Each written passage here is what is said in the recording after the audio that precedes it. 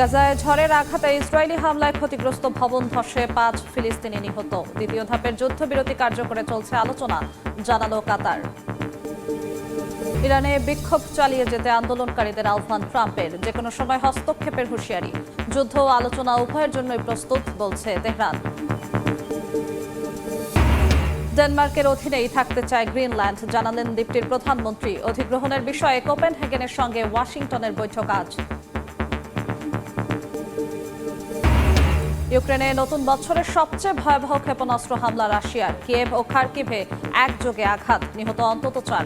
যুদ্ধবন্ধে আবারও সংলাপের আহ্বান চীনের। এবং চীন ও পাকিস্তানের শক্তি বিবেচনায় নিজেদের সামরিক সক্ষমতা বাড়ানোর তাগিদ ভারতীয় সেনাপ্রধানের। ইসলামাবাদ দুঃসাহস দেখালে আবারও পূর্ণমাত্রার যুদ্ধের হুঁশিয়ারি। গাজায় তীব্র ঝড়ে ইসরায়েলি হামলায় ক্ষতিগ্রস্ত ভবন ধসে অন্তত 5 জন ফিলিস্তিনি নিহত হয়েছেন। ঝড়ের পাশাপাশি তীব্র শীতেও বেশ কয়েকজন গাজাবাসীর মৃত্যু হয়েছে, যাদের মধ্যে 1 বছর বয়সী এক শিশুও রয়েছে। অনেক চ্যালেঞ্জ থাকা সত্ত্বেও উপত্যকাটিতে দ্বিতীয় ধাপের যুদ্ধবিরতির আলোচনা অব্যাহত রয়েছে বলে জানিয়েছে কাতারের পররাষ্ট্র মন্ত্রণালয়। এদিকে ইয়াহিয়া সিনওয়ারের মৃত্যুর পর নতুন প্রধান বেছে নিতে যাচ্ছে ফিলিস্তিনের স্বাধীনতাকামী সংগঠন হামাস। ইসরায়েলি বাহিনীর বন্দুকের সঙ্গে সংঘর্ষের পর এবার গাজাবাসীকে লড়তে হচ্ছে প্রকৃতির সঙ্গে। শীতকালীন ঝড়ে নিজেদের মাথা গোজার শেষ সম্বল এই তাঁবু রক্ষায় আপ্রাণ চেষ্টা চালাচ্ছেন বাস্তুচ্যুত বাসিন্দারা। তবে প্রকৃতির সঙ্গে এই লড়াইয়ের মধ্যেও বাদ সেজেছে দখলদার ইসরায়েল। তাদের হামলায় ক্ষতিগ্রস্ত ভবন ধসে বেশ কয়েকজন নিহত হয়েছেন। ফিলিস্তিনি বার্তা সংস্থা ওয়াফা জানায়, গাজা সিটিতে পৃথক 2টি ভবন ধসে এই প্রাণহানি ঘটে। নিহতদের মধ্যে কিশোরীও রয়েছে, আরও অনেকে আহত হয়েছেন। শুধু ভবন ধস নয়, চরম ঠান্ডাও কেড়ে নিচ্ছে প্রাণ। হাসপাতাল ও সিভিল ডিফেন্স কর্মকর্তারা জানান, অনেক শিশু এই শীতে তাঁবুতেই মারা যাচ্ছে। জাতিসংঘের শিশু বিষয়ক সংস্থা ইউনিসেফ বলেছে, এই শীত মৌসুমে ঠান্ডায় বহু শিশু মারা গেছে। এর মধ্যে ইসরায়েল যুদ্ধবিরতি লঙ্ঘন করে এখনও মানবিক সহায়তা ও আশ্রয় সামগ্রী প্রবেশে বাধা দিচ্ছে বলে অভিযোগ উঠেছে। হামাসের দাবি, আন্তর্জাতিক সম্প্রদায়ের ব্যর্থতায় গাজায় সবচেয়ে ভয়াবহ গণহত্যা চলছে। যদিও কাতারের পররাষ্ট্র মন্ত্রণালয় জানিয়েছে, হাজারো বিপত্তি থাকা সত্ত্বেও উপত্যকাটিতে দ্বিতীয় ধাপের যুদ্ধবিরতির আলোচনা চলছে। ইসরায়েলের হামলায় ইয়াহিয়া সিনওয়ার নিহত হওয়ার পর হামাস নতুন নেতা নির্বাচন করতে যাচ্ছে। এ প্রক্রিয়ায় শীর্ষ পদপ্রার্থী হিসেবে রয়েছেন খলিল আল হাইয়া ও খালেদ মেশাল। হামাস সূত্রে জানা গেছে, সংগঠনটি এই মাসে নতুন নেতা নির্বাচনের প্রক্রিয়া শুরু করেছে। নির্বাচনে ভোট গোপন পদ্ধতিতে অনুষ্ঠিত হবে। হামের শুরা কাউন্সিলের 50 জন সদস্য অংশ নেবেন, যাদের মধ্যে পশ্চিম তীর, গাজা ও নির্বাসিত সদস্যরাও রয়েছেন। ইরানের সরকার বিরোধী বিক্ষোভ চালিয়ে যাওয়ার জন্য আন্দোলনকারীদের আহ্বান জানিয়েছেন মার্কিন প্রেসিডেন্ট ডোনাল্ড ট্রাম্প। বলেন, হত্যাকারীদের কঠোর শাস্তি দেয়া হবে। বিক্ষোভকারীদের জন্য সাহায্য আসছে বলেও জানান ট্রাম্প। একই সঙ্গে তেহরানের সঙ্গে সব ধরনের বৈঠক বাতিল করেছেন মার্কিন প্রেসিডেন্ট। তবে ইরানের পররাষ্ট্রমন্ত্রী আব্বাস আরাকচি বলেছেন, যুদ্ধ ও আলোচনা উভয়ের জন্যই প্রস্তুত রয়েছে তেহরান। চলমান আন্দোলনে নিরাপত্তা কর্মী সহ মোট 2000 মানুষ নিহত হয়েছে বলে দাবি বার্তা সংস্থা রয়টার্সের। ক্রমেই ইরানের পরিস্থিতি ভয়াবহ আকার ধারণ করছে।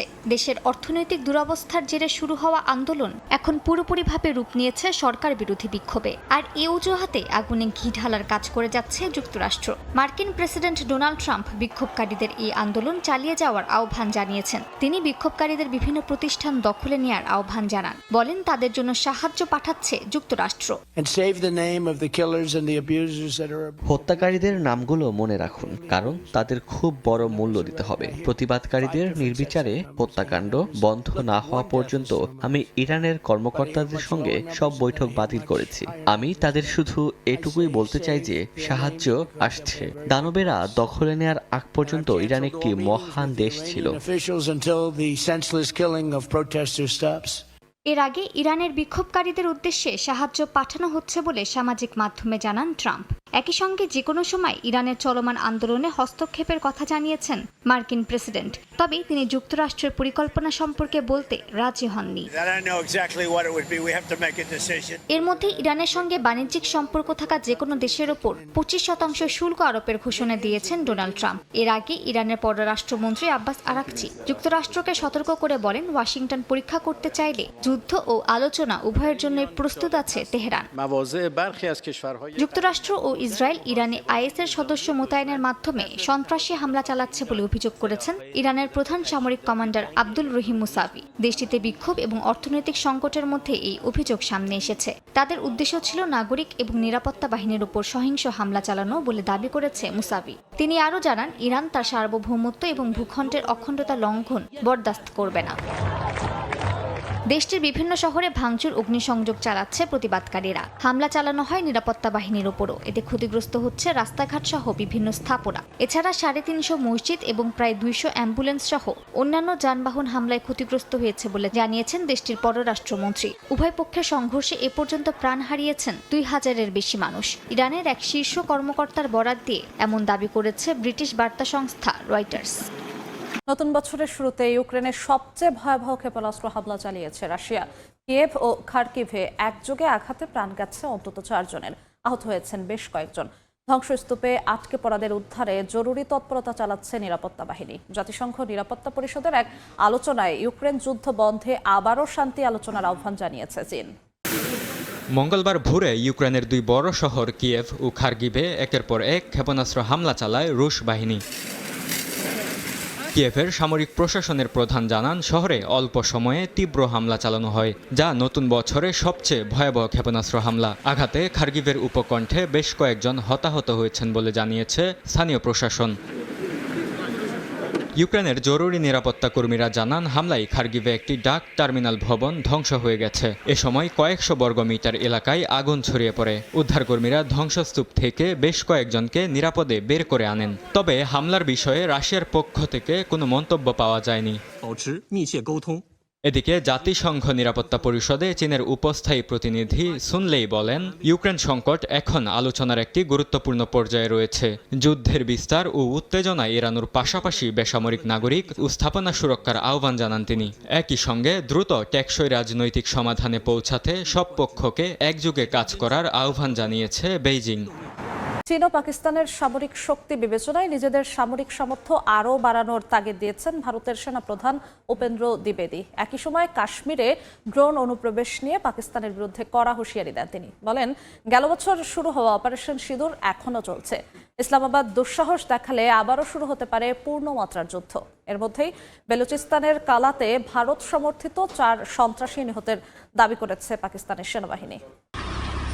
গেল বছরের মে মাসের ভারত পাকিস্তান দ্বন্দ্বের রেশ এখনও শেষ হয়নি। ভারতের সেনাপ্রধানের দেয়া বক্তব্যই যেন এই কথা প্রমাণ করে দেয়। ভারতীয় সেনাপ্রধান উপেন্দ্র দ্বিবেদী দাবি করেন, অপারেশন সিঁদুর এখনও অব্যাহত রয়েছে।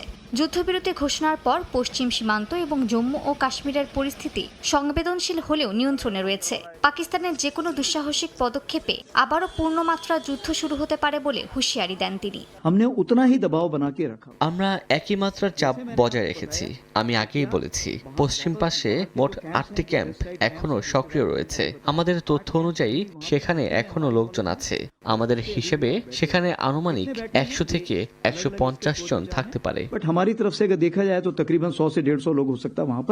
হুঁশিয়ারি দেওয়ার পাশাপাশি নিজেদের দুর্বলতাও তুলে ধরেন ভারতের সেনাপ্রধান। বলেন, চীন ও পাকিস্তানকে মোকাবিলায় নিজেদের সামরিক শক্তি আরও দৃঢ় করতে হবে। রকেট কাম মিসাইল ফোর্স গঠনের সিদ্ধান্তের কথা জানিয়েছেন তিনি। চীন ও পাকিস্তানের মতো শক্তি বিবেচনায় এই বাহিনী প্রয়োজন বলেও মন্তব্য করেন তিনি। পিনাকা, প্রলয় ও ব্রাহ্মসকে এই বাহিনীর মূল শক্তি হিসেবে ধরা হচ্ছে।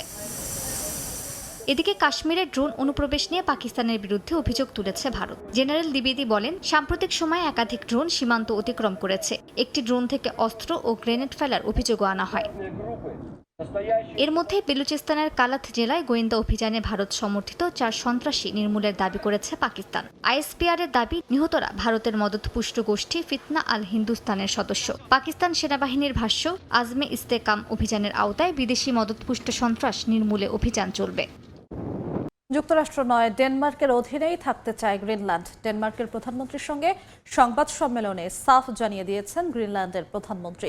মার্কিন প্রেসিডেন্টের দখলদারিত্বের হুমকি কোনোভাবেই মেনে নেওয়া হবে না বলে জানান তিনি। জোর করে চাইলেই কোনো দেশ কিনে নেওয়া যায় না উল্লেখ করে দ্বীপটির পাশে শক্তভাবে দাঁড়ানোর প্রতিশ্রুতি দিয়েছেন ডেনমার্কের প্রধানমন্ত্রী। এদিকে অধিগ্রহণের বিষয়ে বুধবার যুক্তরাষ্ট্রের সঙ্গে আলোচনায় বসবে ডেনমার্ক ও গ্রিনল্যান্ড প্রশাসন। যুক্তরাষ্ট্রের প্রেসিডেন্ট হিসেবে শপথ নেয়ার পর থেকেই ডোনাল্ড ট্রাম্পের নিশানায় গ্রিনল্যান্ড। সম্প্রতি গ্রিনল্যান্ড দখলে নেয়ার বিষয়ে দেয়া ট্রাম্পের বেশ কয়েকটি বক্তব্য ঘিরে শুরু হয়েছে উত্তেজনা। সংকটময় এই পরিস্থিতিতে গ্রিনল্যান্ডের পাশে শক্তভাবে দাঁড়িয়েছে ডেনমার্ক। স্থানীয় সময় মঙ্গলবার এক যৌথ সংবাদ সম্মেলনে অংশ নেন দুই দেশের প্রধানমন্ত্রী। এ সময় গ্রিনল্যান্ডের প্রধানমন্ত্রী জানান, তার দেশের জনগণ যুক্তরাষ্ট্রের কাছে নিজেদের স্বাধীনতা বিলিয়ে দিতে চায় না। যুক্তরাষ্ট্রের অধীনে থাকার চাইতে ডেনমার্কের অধীনে থাকার কথা স্পষ্টভাবে জানিয়ে দিয়েছেন জেন্স ফ্রেডেরিক নিলসেন। আমরা ডেনমার্ককে বেছে নিচ্ছি, ন্যাটোকে বেছে নিচ্ছি, ডেনমার্কের রাজ্যকে বেছে নিচ্ছি, আমরা ইউরোপীয় ইউনিয়নকে বেছে নিচ্ছি। এটা অভ্যন্তরীণ বিভাজন বা তর্কের সময় নয়, এটা একসঙ্গে দাঁড়ানোর সময়। যে সম্প্রদায়কে আমরা চিনি ও চাই সেটিকে আরো শক্ত করে গড়ে তোলার সময়। এ সময় ডেনমার্কের প্রধানমন্ত্রী মেটে ফ্রেডরিকসেন বলেন, জোর করে চাইলেই কোনো দেশ কিনে নেওয়া যায় না। ছোট দেশগুলো যেন বড় দেশকে ভয় না পায়, সে কারণেই তারা আজ গ্রিনল্যান্ডের পাশে দাঁড়িয়েছে বলে মন্তব্য করেন তিনি। এই উত্তেজনার মধ্যে বুধবার ওয়াশিংটনে ডেনমার্ক ও গ্রিনল্যান্ডের পররাষ্ট্রমন্ত্রীদের সঙ্গে যুক্তরাষ্ট্রের ভাইস প্রেসিডেন্ট ও পররাষ্ট্রমন্ত্রীর বৈঠক হবে। ডেনমার্কের পররাষ্ট্রমন্ত্রী বলেন, প্রকাশ্য বক্তব্যের বদলে আলোচনা টেবিলে বসে সমাধান খোঁজাই তাদের লক্ষ্য। গ্রিনল্যান্ডের রাজনীতিকরা বলছেন, দ্বীপটির বেশিরভাগ মানুষ যুক্তরাষ্ট্রের নাগরিক হতে চান না। এদিকে ন্যাটোর মহাসচিব মার্ক রুটে বলেছেন, আর্কটিক নিরাপত্তায় সদস্য দেশগুলোকে একসঙ্গে কাজ করতে হবে। তবে পরিস্থিতি স্থিতিশীল থাকলেও উদ্বেগ কাটেনি বলে মন্তব্য করেছেন তিনি। সপ্তাহখানেকের রক্তক্ষয়ী সংঘর্ষের পর আলেপ্পো শহরে নিজেদের বাড়িঘরে ফিরতে শুরু করেছেন বাসিন্দারা। সিরীয় সরকারের সঙ্গে যুদ্ধবিরতির পর আশরাফিয়া এলাকা ছাড়ে কুর্দি সশস্ত্র গোষ্ঠী এসডিএফ। শহরের ভেতরে সংঘর্ষ থামলেও পূর্ব আলেপ্পোর গ্রামাঞ্চলে নতুন করে উত্তেজনা দেখা দিয়েছে। সিরিয়ার আলেপ্পোর আশরাফিয়াহ এলাকা থেকে সংঘর্ষের আশঙ্কায় আফরিনে পালিয়ে যাওয়া বাসিন্দারা সোমবার ঘরে ফিরতে শুরু করেন। স্থানীয় এক কর্মকর্তা জানান, প্রায় 19,000 পরিবার আশরাফিয়াহ জেলায় ফিরে এসেছে। তারা এক সপ্তাহের প্রাণঘাতী সংঘর্ষের পর পরিস্থিতি কিছুটা স্থিতিশীল হওয়ায় ঘরে ফিরছে তারা। পরিস্থিতি এখন ভালো, রাস্তাঘাট স্বাভাবিক আছে, মানুষজন চলাফেরা করছে, কেউ পরিবার পরিজনের সঙ্গে দেখা করতে যাচ্ছে। আফরিনের মানুষজন ফিরে এসেছে। এর আগে রোববার আলেপ্পো শহর ছেড়ে যায় কুর্দি নেতৃত্বাধীন সিরিয়ান ডেমোক্রেটিক ফোর্সের শেষ দলটিও। সিরিয়ার রাষ্ট্রীয় টেলিভিশন জানায়, যুদ্ধবিরতি চুক্তির আওতায় এই প্রত্যাহার সম্পন্ন হয়। এর মধ্য দিয়ে 2011 সালে গৃহযুদ্ধ শুরুর পর আলেপ্পোর যেসব এলাকায় এসডিএফ এর উপস্থিতি ছিল, সেখান থেকে কুর্দি বাহিনীর সম্পূর্ণ সরে যাওয়া নিশ্চিত হলো। তবে সংঘর্ষ আলেপ্পোর ভেতর থামলেও পূর্ব আলেপ্পোর গ্রামাঞ্চলে নতুন উদ্বেগ তৈরি হয়েছে। সিরীয় সেনাবাহিনী জানিয়েছে, এসডিএফ এর আরও সশস্ত্র সদস্য সেখানে জড়ো হচ্ছে। এমন তথ্যের ভিত্তিতে অতিরিক্ত সেনা মোতায়েন করা হয়েছে সেখানে। রাষ্ট্রীয় সংবাদ সংস্থা সানা পূর্ব আলেপ্পোর মাসকানা ও দেইর হাফার অভিমুখে সেনা চলাচলের দৃশ্য প্রচার করে।